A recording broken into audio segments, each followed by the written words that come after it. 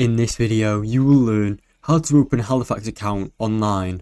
First, visit the Halifax website. Go to halifax.co.com using your web browser. Then, select Open an Account. On the homepage, look for the option to open an account or apply now for these type of account that you want to open. This could be a current account or savings account.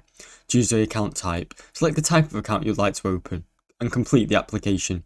Fill out the online application with your personal details that include name, address, date of birth, contact details, employment details, and proof of identity. Identity verification. You'll be asked to show your identity. This can involve answering security questions or uploading additional documents, such as your driving license or passport. Agree to the terms and conditions. Review the terms and conditions on Halifax's website and their privacy policy and any other relevant information. Submit the application. After filling in the required information, confirm all details and submit your application.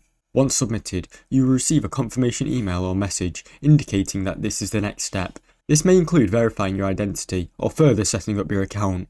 Account activation. Once your account is approved, you may need to activate your account details. You'll be able to access it online. Thanks for watching. Don't forget to like and subscribe.